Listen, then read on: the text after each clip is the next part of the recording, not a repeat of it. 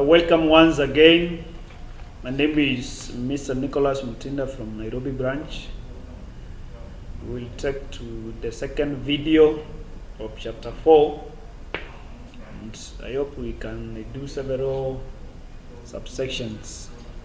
Before we continue, I want to remind you kindly subscribe to my channel. It's free of charge. You just need to click at the subscription button there below the video. Now 4.4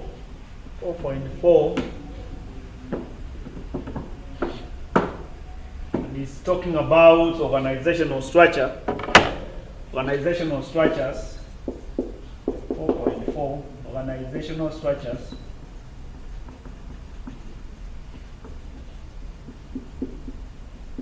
Organizational structures and designs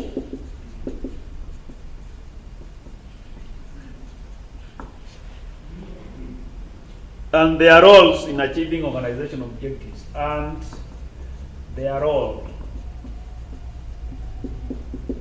in achieving organizational objectives. Organizational objectives. So what is a structure? What is a structure? A structure is a framework. A structure is a framework. It's basically a framework. Now, when we are talking about an organizational structure, we simply mean the framework of the organization. The framework of the organization. And this framework is showing who reports to MD, finance, procurement, marketing, HRM. Under HRM we have HRM officer. We have several other things. This is what we call the organizational structure of the organization. How are the reporting systems in the organization? The formal definition of a structure, we can say a structure of an organization can be regarded as a framework for getting things done. A structure of an organization can be regarded as a framework for getting things done. It consists of the units, functions, divisions, departments, and formally constituted work teams into which activities related to particular processes, projects, products, markets, customers, geographical areas are grouped together. So when we are talking about the units, when you are talking about the functions, when you are talking about the divisions and departments, how are these grouped together? And we can say the finance department performs all the activities related to the work of a finance. Human resource management carries all the duties and responsibilities that revolve around human resource activities. Marketing department the same. And remember, the way the structure of the organization is can either enable the organization to achieve its objectives or hinder it in achieving its objectives. That's why in the next, probably, we're talking about their role in achieving organization objectives. Because organizational structures highly enable an organization to achieve its objectives. Well-designed organizational structures are an advantage to any organization. Well-defined structures, because it creates clear commands, it creates clear delegation of duty, it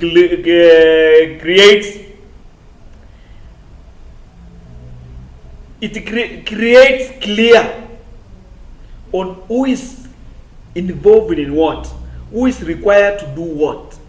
What are the clear commanding systems? Duties and responsibilities, they are clearly defined. They are clearly defined. Now, having talked about definition of organizational structure, we can simply go rush to factors that affect organizational structures. Factors that affect organizational structures. Number one, factors affecting organizational structures. Number one is size of the organization. Size of the organization. And when you're talking about size of the organization, a multinational and a kiosk or a simple shop. Remember, all these are organizations. Now, the larger the organization, the bigger the organizational structure. The smaller the organization, the smaller the organizational structure. Because the size of the organization, for instance, an organization operating all over the world will definitely have probably Africa operations, Asia operations, America operations, Europe operations. A good example is Coca-Cola. Coca-Cola. It is a multinational operating all over the world. So you find it has operations in Africa, and there's somebody in charge of in Africa. And then in Africa, it has in every county, in every country. Probably East and Central Africa, Northern Africa, Western Africa, all those, you find that it has a structure in order to cater for its big size. Now, a kiosk may be a shop. You'll find it's just probably the owner, who is the accounts manager, who is the finance manager, who is the procurement manager. The chair is simple, just one person. And probably is being assisted by his wife or his husband. So the size of the organization matters when it comes to the factors that affect organizational structure. Another thing is technology.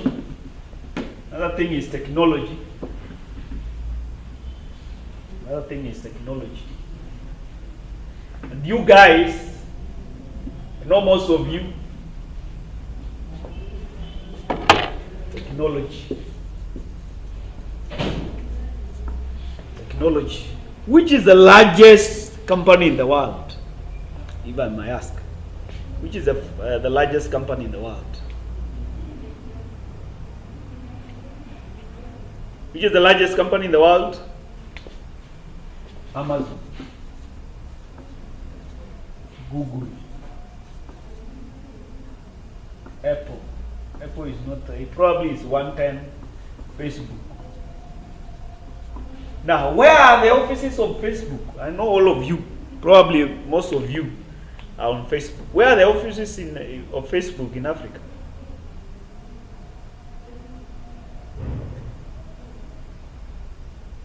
Where are the offices of Twitter in Africa? Where are the offices of YouTube in Africa?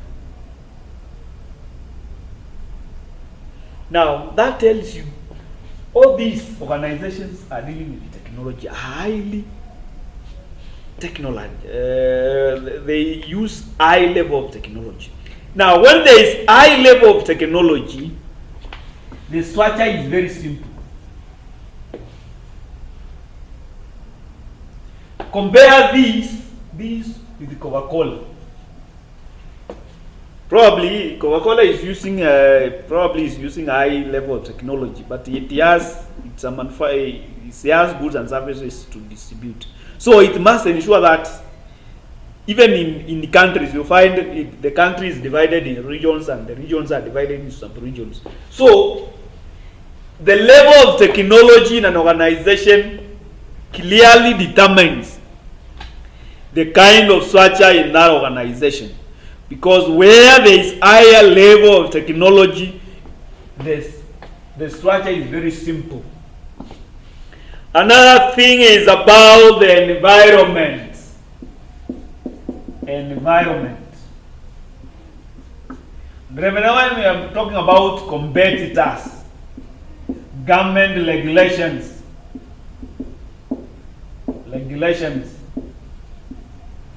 Are you operating in a very competitive market?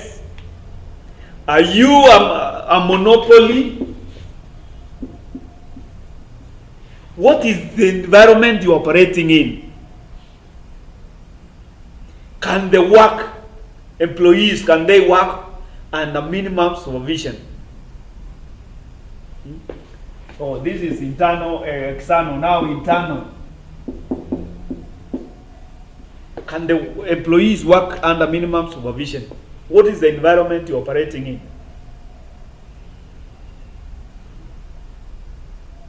Affects the structure. Because you must be operating now. Probably when you are operating in a society whereby you find employees can work under minimum supervision, you will find you have a very simple organizational structure as compared to when people are not working, compared to when people have to be supervised. Another thing is the kind of human resources you have. The kind of human resources you have. The kind of human resources you have. Are they skilled? Are they skilled? Are your workers skilled for human resources? Are your workers skilled or are they unskilled? Are they professional enough or they are unprofessional? Because you find most likely where workers are skilled or where workers are more skilled or are operating in an professional environment, they don't require that much provision. They don't require that much reporting. They don't require those much directives. So you find in that case the organization have a very simple structure.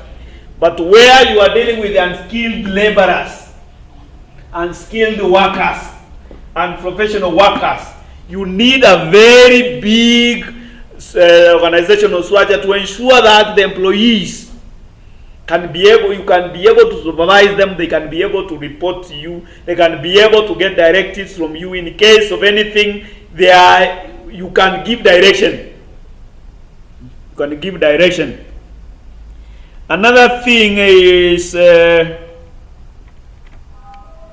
strategy of the organization. What is your strategy? What is your strategy?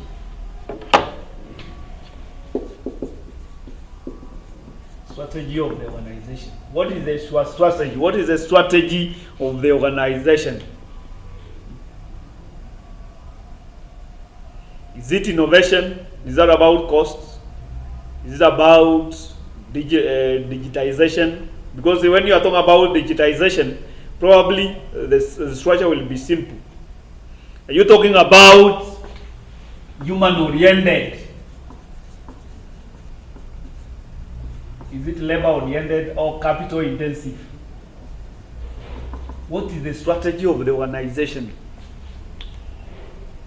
Probably you go into those countries where there is widespread of use of robots, artificial knowledge, intelligence. What is the strategy of the organization? Because where the strategy is about artificial intelligence and robots, probably it has a very simple structure.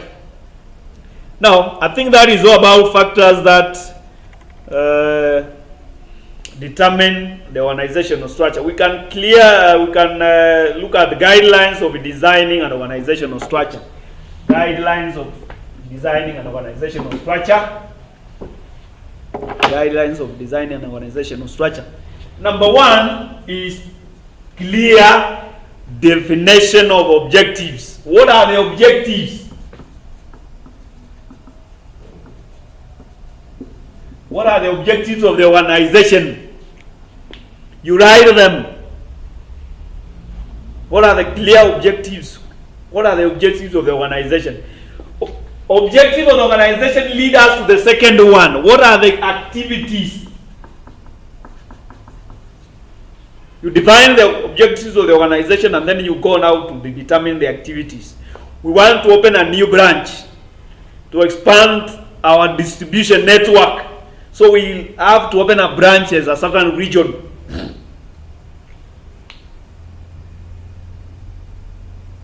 Defining activities. Now you have defined activities, assign duties.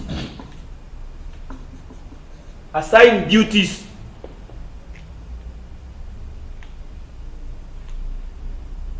Assign duties. Delegate authority.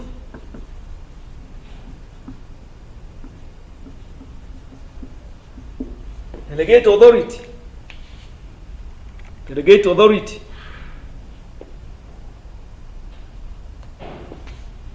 Coordination.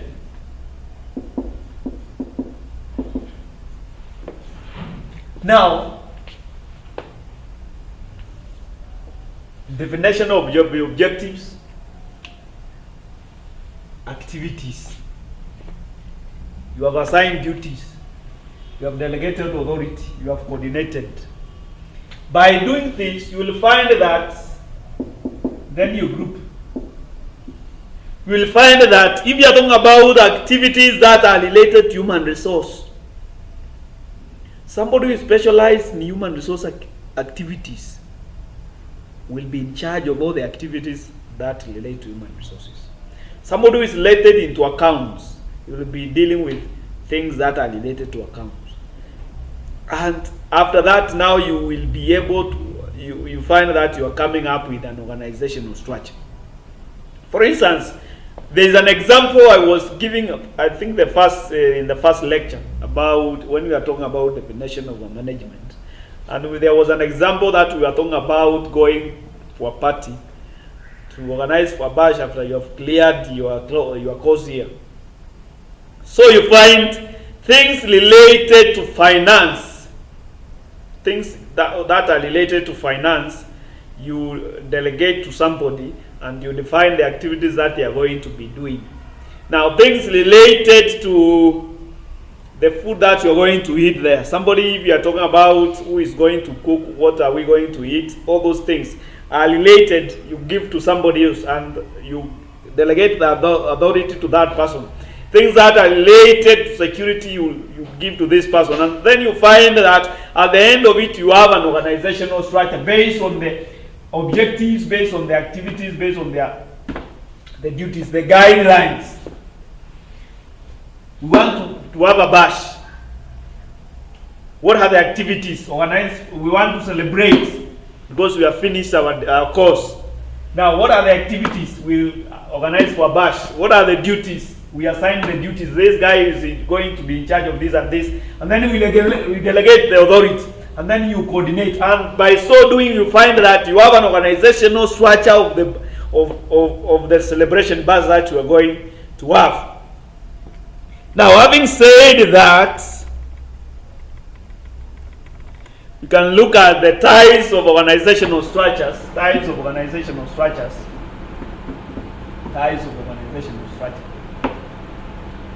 And we have several. Number one is what we call functional organizational structure. Functional organizational structure. And this is based on the functions.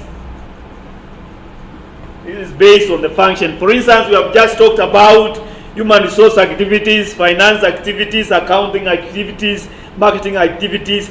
That is based on the functions.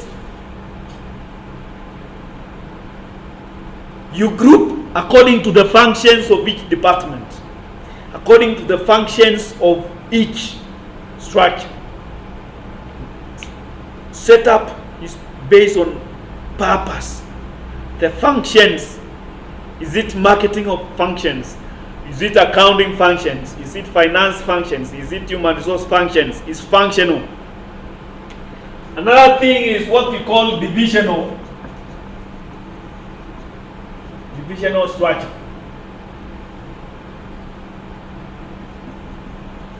Divisional structure. When we are talking about divisional structure, we are simply talking about divisions. Probably you are multinational, like EABL. So, divisions. You are going to be dealing about, let's say, not EABL, let's say talk about equity. So, there is a division for banking services. There is a division for insurance services. There is a division for this what? Is it shares? These are divisions. If you are talking about in an hospital setup, there are people in charge of divisions, outpatients. There are people in charge of inpatient. There are people in charge of referrals. There are people in charge of surgeries. There are divisions based on the work. The business is divided into several divisions. These guys are in charge of inpatient. These guys are in charge of outpatient. These guys are in charge of banking services. These guys are in charge of insurance services. These guys are in charge of shares and stock. Divisional structure. The other one is about product structure. Product structure. When we are talking about product structure, it's based on the products. Product structure. For instance, Safaricom. You find there is somebody in charge of M-Pesa services. And that is, this will not bring the way I want it to be. Let's talk about EBL.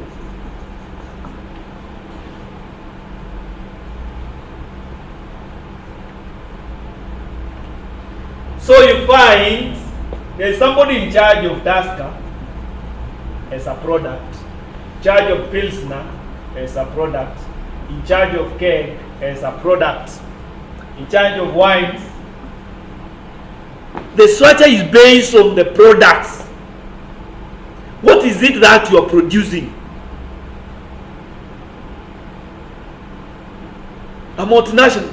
What is it that you are producing? There is a marketing manager for Tusker. There is a marketing manager for Pilsner. There is a marketing manager for wines and spirits. There is a marketing manager for Guinness.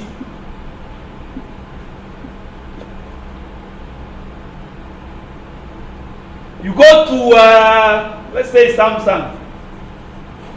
You find there is somebody in charge of phones. There is somebody in charge of TVs, television sets. There is somebody in charge of all those other, is it radios? Based on the product, there is a structure based on the product.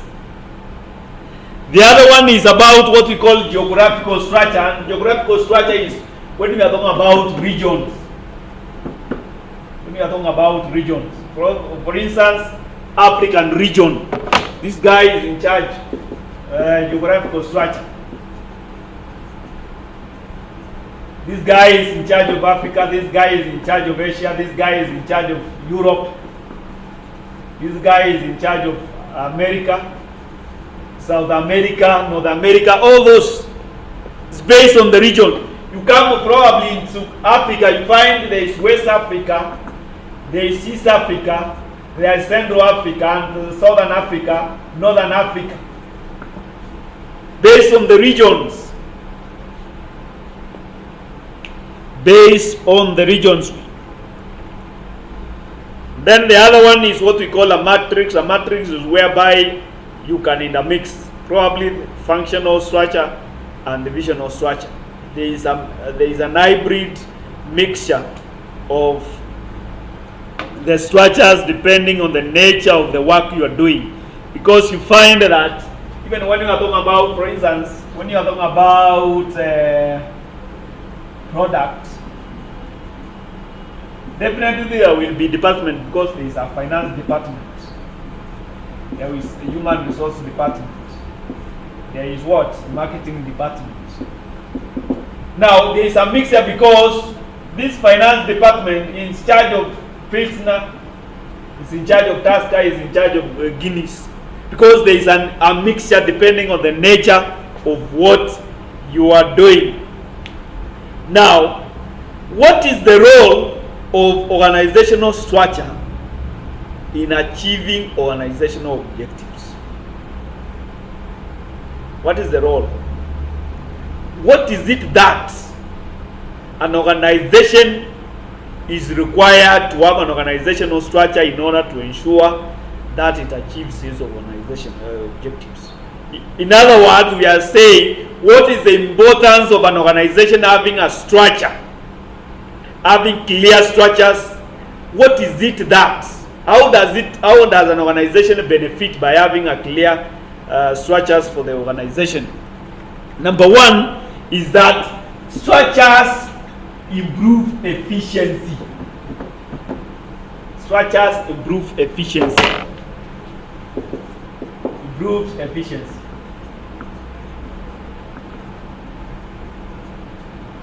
There is certain people efficiency. There is a problem. Who is to solve that problem? Who is looking at that? Who is responsible for that? There is increases efficiency. Number two, annex experience.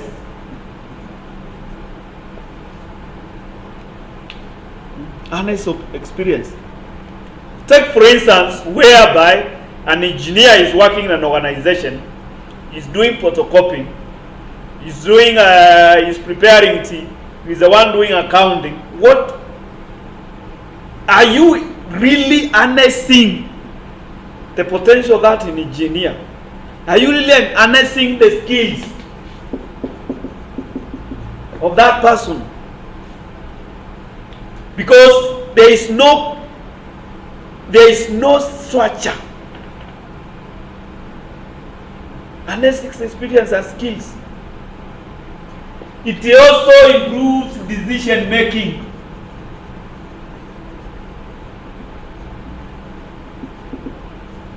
It also improves decision making because ultimate responsibility is placed on one single entity.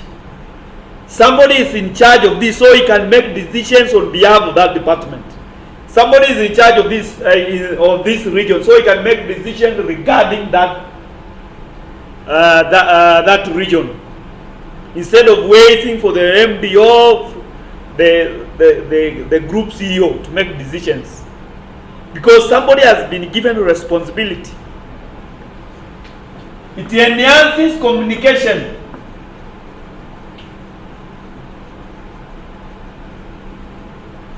It enhances communication. Another thing is that it ensures that a span of control.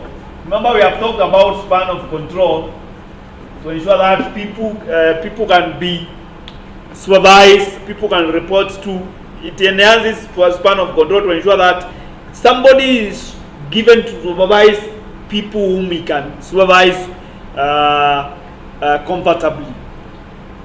Now, we can run, I think that is all what we have for 4.4 about organizational structure, their designs and their role in ensuring effectiveness. So we can go to 4.5, and 4.5 deals with human resource planning. Human resource planning. Learning and job design. And job design. So what do we mean by human resource planning?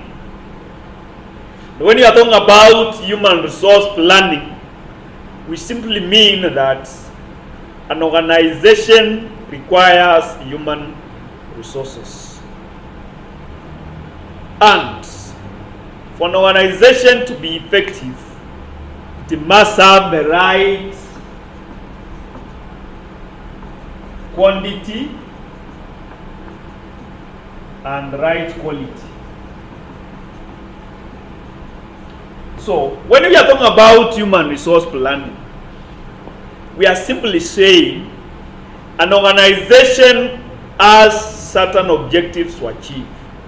It has a strategic plan.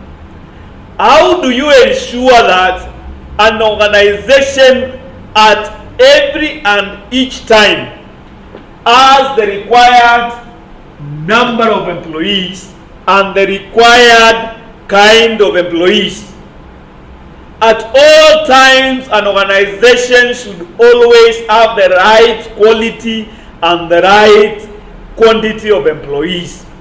That can only be achieved by planning ahead about the requirements of the employees that an organization will need. So human resource planning is scanning the environment, looking at the strategic plans of the organization, and planning in order to ensure that at each and every time you have the right number and the right kind of employees at all times. That is what we call human resource planning. The formal definition is human resource planning is the process of identifying an organization's current and future human resource requirements, developing and implementing plans to ensure that those requirements meet the requirements meet the supply, ensuring that demand for human resource meet the supply of the human resource. If you are talking about in 5 years' time, we will plan to ensure that we digitize our operations. In those 5 years, what are the the ICT specialists we will require in 2 years to come? Will they be available in the organization or will they be available outside the organization? And how do we ensure that we will have the required kind of employees? If they will not be available in the organization, we start planning on how to acquire them. If they will not be available in the external environment, we can start now by recruiting and training them. Human resource planning. Ensuring that we do what we call demand forecasting. Demand, what will we require in terms of demand? Supply forecasting. What will be the supply of the ICT specialists? And then now matching these demands with supply. That is what we call human resource planning. Matching that demand with supply. Now, what are the aims of human resource planning? What are the aims of human resource planning? To attract and retain the number of employees required and ensuring that those required have the appropriate skills. Attract and retain the number of employees required with the appropriate skills. Number 2 aim is to anticipate the problem of potential surplus or deficits of employees. Will we have a surplus or will we have a deficiency? Anticipate the problems of potential surplus or deficits of employees. Number 3 is to develop a well-trained and flexible workforce. to develop a well-trained and flexible workforce. Number 4 is to reduce dependency on external recruitment. If you can be able to develop, if you plan well, you can always develop employees internally. And this ensures, because if somebody is, for instance, you may be, when you do human resource planning, you can be able to see 20% of my workforce will be due for retirement in 2 years. So you start looking for replacements now. People who well understand the organization. Based on the human resource planning, looking at the statistics, this organization, people always leave. 30% of the organization, of the employees always work for between 5 to 7 years. And after that, they leave to go and start their own operations, to go and do their own things. You start planning for that. Reducing dependency on external. And then lastly, improving on the utilization of the employees. You improve on the utilization because you are doing human resource planning. This department has 5 people. Are the 5 people enough? Can it work with 4? Can it work with 3?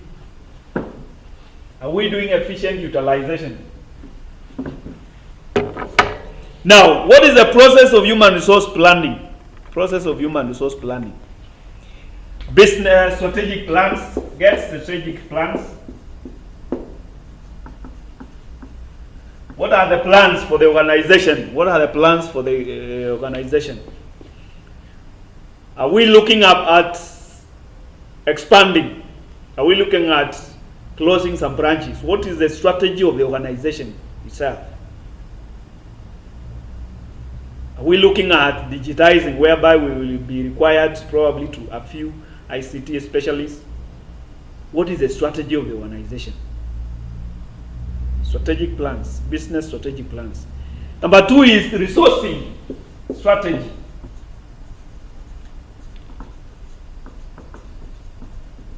Look at the resourcing strategy. Does the organization has a strategy to employ internally or externally?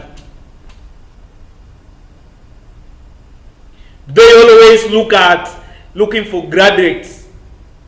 Do they have a graduate trainee programs?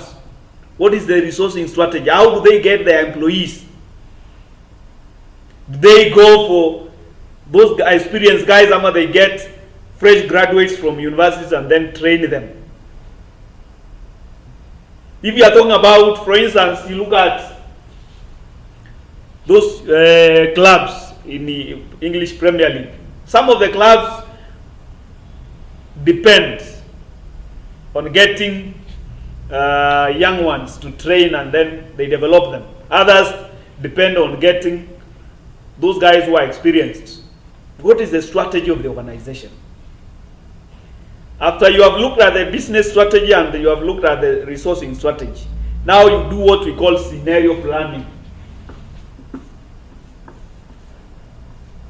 Scenario planning. Scenario planning. What is the environment that you're operating in? How are your competitors working? What is the internal? Scenario planning. The internal and the external. How are the universities? What are the courses that are being done over in the universities? Are they offering ICT specialists? Would we have a supply? We have a supply internally and externally. You do a scenario planning. Then what we call, number 4 is what we call demand and supply forecasting. We have already talked about that.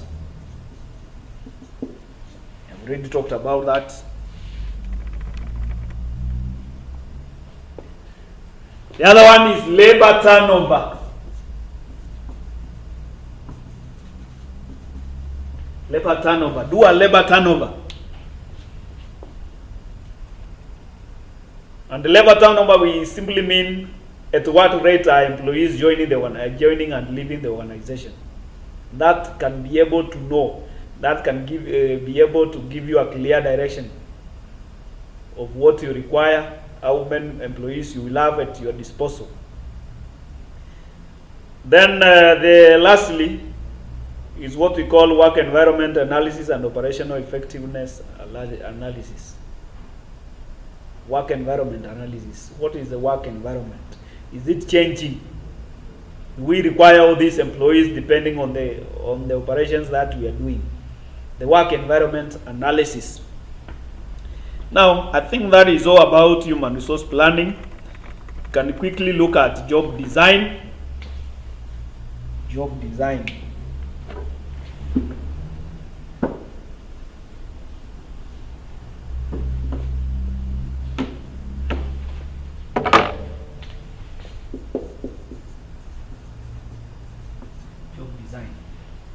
So what do we mean by job design? Job design is defined as a specification of the contents, methods, and the relationships of jobs in order to satisfy technological and organizational requirements, as well as social and personal requirements of the job. Job design. Whom do you report to? What are the qualifications of this job? Whom are you supervising? What is your role? That is what we call job design. How is your job? How is your role designed?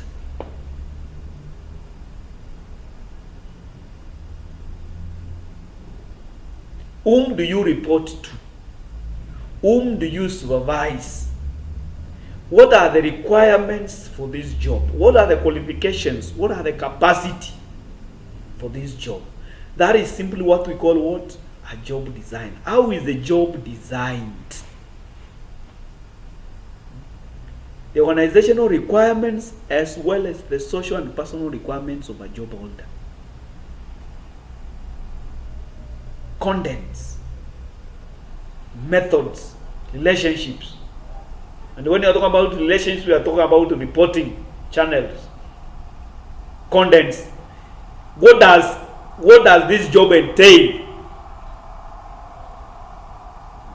What are the qualifications of this job? That is what we call what? A job design. Now, what are the aims of job design? The aims of job design is to ensure productivity, operational efficiency, and quality of products. That is on the side of the organization. Because organization always require to ensure that there is high productivity, there is operational efficiency, and the quality of the product or service that you are doing, you are producing. Then, on the job holder to ensure that satisfaction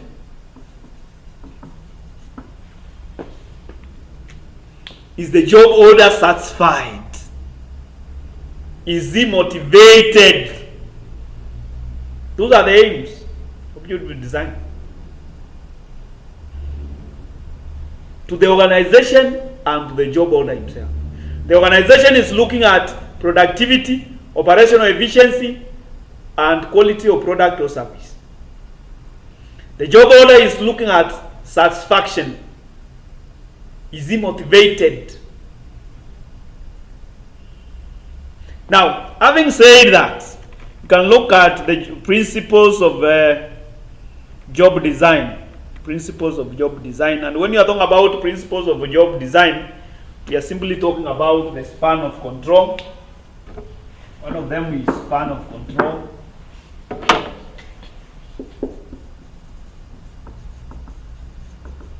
And here we are talking about whom do you supervise?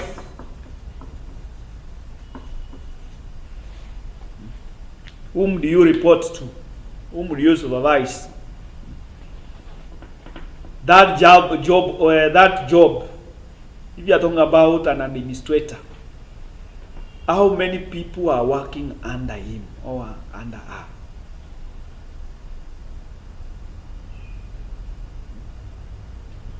In order to ensure that we don't, there are not so many that you can't have a span of control. Another thing is what we call accountability. Can somebody make an account of the job he is doing? Why did you do this? Because of this and this and this. Is there accountability? Is there somebody who is looking at that job? What is the accountability of that job? What is the accountability of the job holder? Can we be able to question him, to question her, what he is doing and why he is doing and why did he make those decisions? The other one is about responsibility.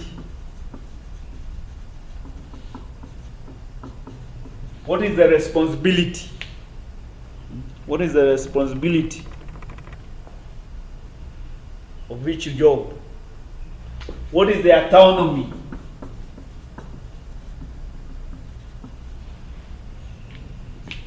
What is the autonomy? What is it that, what is the leeway he is given to make decisions? And which ones can he make and others he can't? What is the influence of that job in terms of the organization? What is the influence? Now we can quickly look at the approaches to job design, and they are very few. Number one is job rotation. Job rotation. When you are talking about job rotation, is being rotated in the job that you are doing. Job rotation.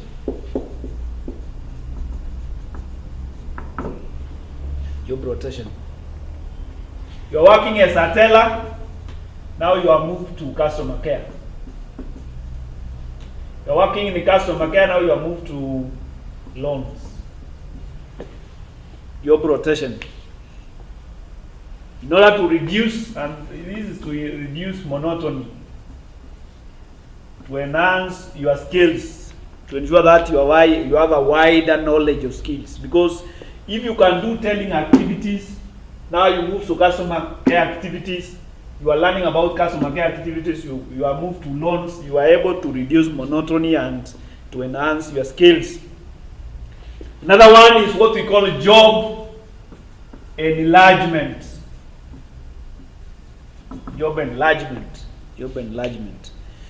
And this means that you are combining several previous activities which were done previously by David and people. Now they are being brought under one job holder. So somebody was issuing loans, another one was doing customer care. So job enlargement means that now these two activities are being done by just one person. Somebody is in charge of customer care and also loans. The other one is job enrichment.